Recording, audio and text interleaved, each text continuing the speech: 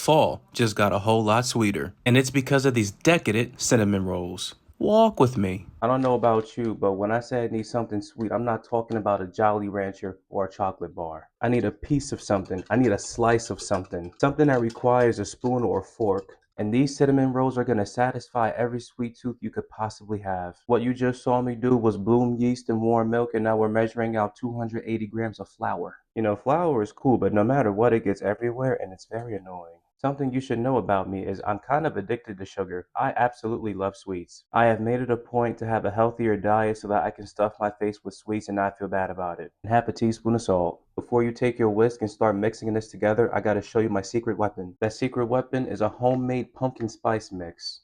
2 teaspoons of nutmeg. A little bit over a teaspoon of ginger. Allspice. The formal amount of salt here is 1/8 of a teaspoon, but just use a pinch. On top of being useful today, this is super versatile and can go in a lot of things. I think I'm gonna go in with about a teaspoon of this seasoning mix. I really want that flavor to come through. And you get a little whiskey with it until it's combined. With that combined, go in with the melted butter and 1 whole scrambled egg. Is it mixed or is it scrambled?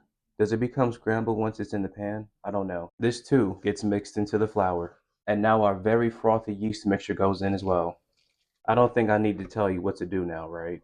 Here is my dough. I did it mostly by hand because I'm not big time and I don't have a mixer suitable enough to do it by mixer. I am now putting my dough back in the bowl, which has been oiled up, and we're going to put this in a warm place so it can proof until it's doubled in size. Now, could you be lazy and unproductive while the dough rises? Of course you could, but I will not allow it because we're going to make the filling now. That was 55 grams of softened butter, and this is 100 grams of brown sugar.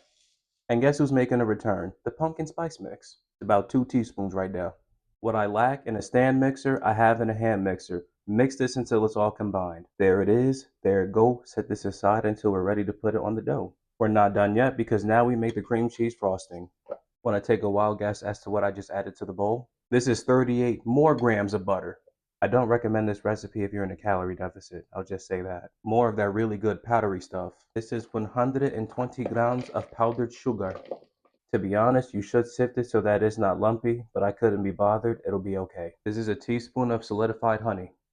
You once again take your hand mixer and hand mix until it's well combined. You know, considering I'm a guy who doesn't care for cream cheese very much, this is delicious. An hour has passed. Our dough has risen. And now we punch it back down to reality. You are to turn your dough out onto a very well floured work surface. Cover the top of your dough and more flour. You will now flour your hand and inappropriately cover your rolling pin in flour as well. Now, I'm no professional at this, so this might not come out perfect, but roll your dough into a rectangle. The specific measurements will be in the description. You know, it's crazy because the first time I made these, I did it without a rolling pin. This is so much easier. I need to say some things. Number 1, this is the best I can do. Number 2, I am a cook. I am not a baker. Let me live. But now that your dough has been rolled out, you're going to go ahead and add that filling we made earlier. All right, here's the final product. It's very rustic looking. Like I said, this is Yam's Kitchen, not Yam's Bakery. But what we do now is we start from the long side and we tightly roll it from the bottom to the top.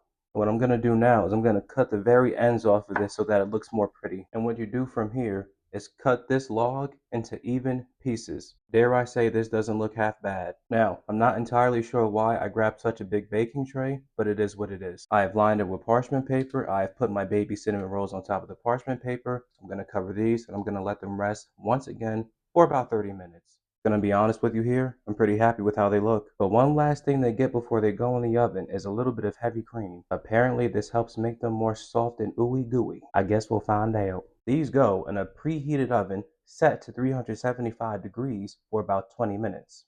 As you can see, my cinnamon buns are done. They're out the oven, and dare I say they look gosh darn delicious. As good as they look plain, you know I gotta put that frosting on. I didn't make it for no reason. You gotta cover as much of it in the frosting as you can. It's mandatory. Another close up because I just want you to see how messy it got.